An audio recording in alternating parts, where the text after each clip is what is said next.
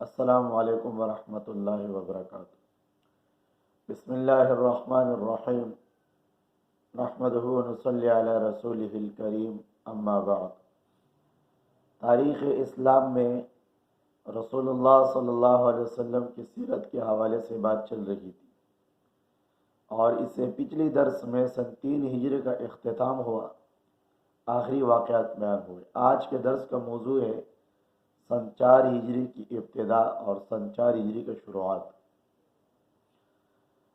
سن 4 ہجری اور سفر کا مہینہ تھا۔ اس میں ایک بہت بڑا دردناک واقعہ پیش آیا سرائے کی صورت میں۔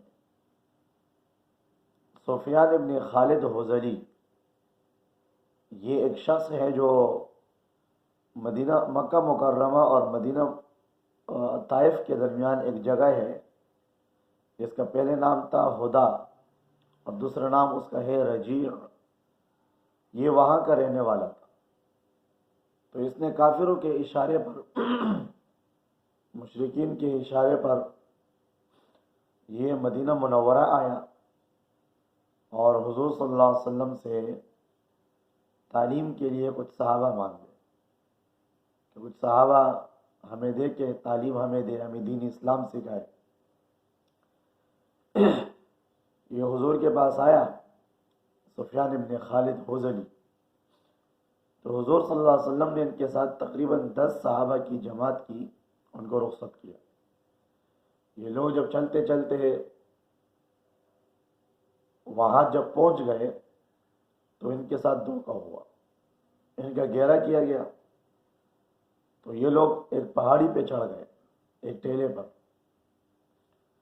انہوں نے کہا کہ آپ لوگ نیچے آئے، ہم کچھ نہیں کہیں گے آپ کو، دھوکہ تم نے کر دیا۔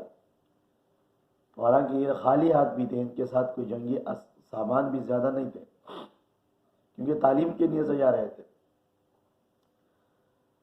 تو ان میں سے 3 صحابی نیچے اتر آ گئے، جنہوں نے ان کی بات پر اعتماد کیا، جنہوں نے کہا کہ ہم تمہیں ماریں گے نہیں، کچھ نہیں کہیں گے، آپ لوگ نیچے آ جائیں۔ 7 صحابہ تقریباً انہوں اترنے سے انکار کیا، تو ان کو وہاں بے دردی کے ساتھ شہید کیا گیا۔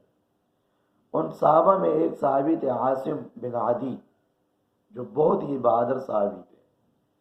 کافروں نے اس کے سر کی قیمت لگائی تھی کہ جو شخص اس کا سر لے کر آئے گا تو ہم ان کو انعام دیں گے۔ تو جب ان کو شہید کیا گیا، ان کے قریب جانے کے لیے سردار، جب مکہ کے لوگ آگے بڑھے، یہ جو مشرکین تھے، تو اللہ کی طرف سے غیبی مدد آئی اور شہد کی مکھیاں آئی۔ شہد کی مکھیوں نے عاصم بن عدی رضی اللہ عنہ کے جسم کو محفوظ کیا، کسی کو قریب آنے نہیں دیا۔ اللہ نے اس کے جسم کی حفاظت کی مکھیوں کے ذریعے سے۔ مقبول بندے تھے، اللہ کو راضی کرنے والے بندے تھے، تو اللہ نے ان کے جسم کو کافروں کے حوالے بھی نہیں کیا۔ یہ 3 صحابہ خبیب بن عدی، زید بن دثنہ اور عبداللہ بن طارق، یہ 3 صحابہ نیچے اترے، تو اترتے ہی ان کو باندھنا شروع کیا۔ اچھا، جب باندھنا شروع کیا تو عبداللہ بن طارق رضی اللہ عنہ نے کہا کہ یہ دیکھو، یہ تمہارا پہلا غدر ہے، یہ پہلا دھوکہ ہے۔ ہم تمہارے کہنے پر نیچے اتر آ گئے، تم لوگوں نے ہم سے وعدہ کیا کہ ہم کچھ نہیں کہیں گے، ابھی باندھ رہے ہو۔ کہا کہ میں آگے نہیں جاتا ہوں تمہارے ساتھ، جانے سے انکار کیا۔ تو عبداللہ بن طارق کو اور رضی اللہ عنہ کو وہیں پہ شہید کیا، ان کو بھی وہاں شہید کیا۔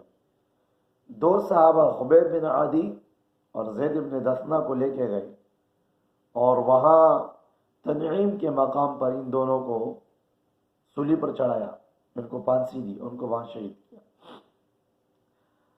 اچھا، خبیب بن عدی رضی اللہ عنہ کو سولی پر چڑھانے سے پہلے ابو سفیان نے کہا، خبیب، کیا تمہیں یہ بات پسند ہے کہ تم اپنے گھر میں آرام سے بیٹھتے اور تمہاری جگہ آج اس وقت محمد صلی اللہ علیہ وسلم ہوتے؟ تو انہوں نے جواب دیا کہ تم تو بہت بڑی بات کر رہے ہو، میں اگر اپنے گھر میں ہوں اور حضور کو کانٹا لگے، کانٹا آپ کے پاؤں مبارک میں کانٹا چبھے، مجھے وہ بھی گوارا نہیں ہے. مجھے حضور کو ایک ذرے کے برابر تکلیف بھی گوارا نہیں ہے. میری جان چلی جائے تو چلی جائے، لیکن حضور کی تکلیف مجھے برداشت نہیں ہے. آخری خواہش پوچھی گئی 2 رکعت نماز کے بارے میں.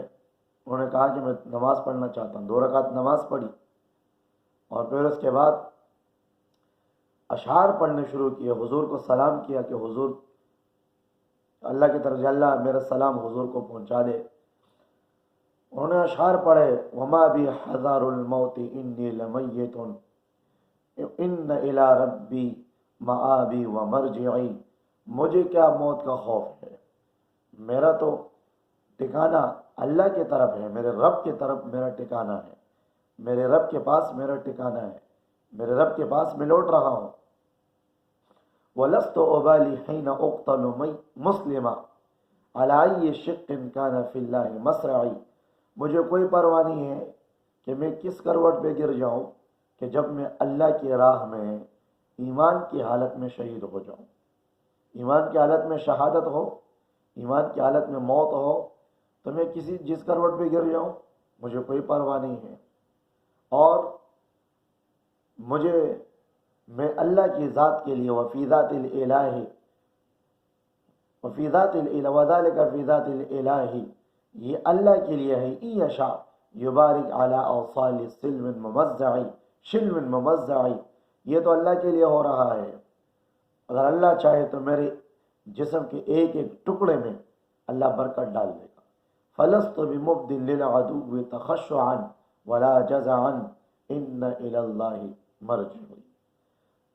میں کبھی بھی دشمنوں کے سامنے خوف کی وجہ سے نہ فریاد کروں گا نہ گڑ گڑاؤں گا، اس لیے کہ میں تو اپنے اللہ کی طرف لوٹ کے جا رہا ہوں. یہ اشعار پڑھے، پھر حضور کو سلام بھیجا. آپ کو سلام پہنچ گیا، آپ کو خبر ہو گئی. آپ بہت زیادہ غمگین ہو گئے.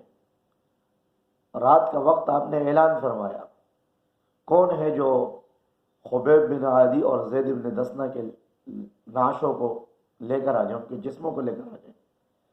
2 صحابی کھڑے ہو گئے، ایک زبیر اور ایک مقداد رضی اللہ عنہ. یہ دونوں صحابہ گئے رات کے وقت اور ان کو سولی سے نیچے اتارا اور سواریوں پہ رکھ اپنے ساتھ سامنے. تو یہ لوگ جب نکلنے لگے تو مکے والوں کو خبر ہو گئی، انہوں نے بھی ان کا پیچھا کیا اور ایک مقام پر جا کر ان کا آمنا سامنا ہوا، ان کو گھیر لیا.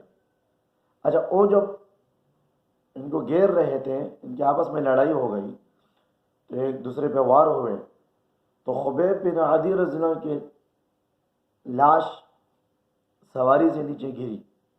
اچھا، گرتے ہی زمین پہ پہنچنے سے پہلے ہی زمین پٹ گئی اور زمین نے حضرت خبیب بن عادی کی لاش کو نگلی.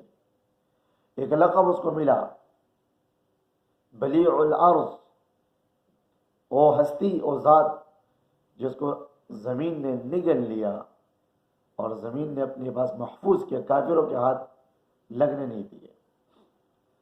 تو یہ بھی خبیب بن عادی رضی اللہ عنہ کا مقام دیکھیں، ان کا رتبہ دیکھیں. تو یہ بہت بڑا دردناک واقعہ تھا اور یہ مسلمانوں کے ساتھ ایک دھوکہ تھا جو رجیع والوں نے کی اور ہدا والوں نے کی کافروں کے کہنے پر. انشاءاللہ اس سے جو اگلا واقعہ ہے اسی مہینے میں بیری معونہ کا واقعہ ہے، اس کو انشاءاللہ اگلے درس میں بیان کریں گے. السلام علیکم ورحمۃ اللہ.